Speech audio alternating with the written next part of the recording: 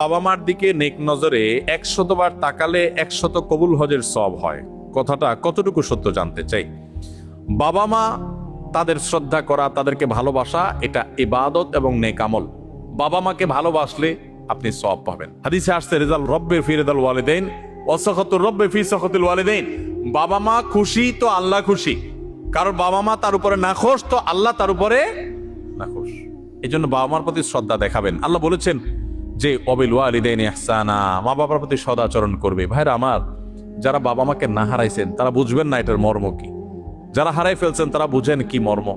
আমি প্রায় বোঝানোর চেষ্টা করি, বলার চেষ্টা করি, নিজের শরীরের চামড়া দিয়ে যদি বাবা মাকে জুতা বানায় দেন তবুও তাদের ঋণ শোধ করতে পারবেন না।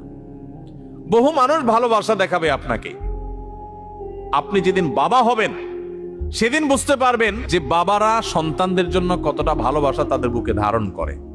হয়তো আপনার বাবা সাধারণ মানুষ, অশিক্ষিত মানুষ, প্রকাশ করতে পারে না বেচারা, কিন্তু আপনার এই অশিক্ষিত বাবা গোটা পৃথিবীর সমস্ত শিক্ষিত, ভক্ত, অনুরক্ত, আপনাকে ভালোবাসা দেওয়া মানুষগুলোর চাইতে আপনার অশিক্ষিত বাবা, তার ওজন, তার ভালোবাসার ওজন আপনার কাছে সবচেয়ে বেশি।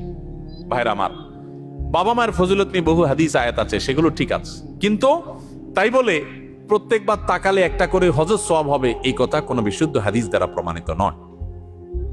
এ কথা কোনো কেউ যদি বলে থাকে যে 100 বার তাকালে 100 হজের সওয়াব পাওয়া যাবে, তাহলে এটা কোনো সহিহ বা বিশুদ্ধ হাদিস দ্বারা, কোনো আয়াত দ্বারা প্রমাণিত না। বাবা মার মর্যাদা বোঝানোর জন্য বহু আয়াত আছে, বহু হাদিস আছে, কিন্তু হাদিস এবং কোরআনের নামে, আল্লাহ রাসূলের নামে আমরা এমন কোনো কথা বলবো না যেটা আসলে সেভাবে প্রমাণিত হয় নাই। বিধায় আমরা সহিহ এবং শুদ্ধটা বলবো, ভুলভাল কথা বলবো না।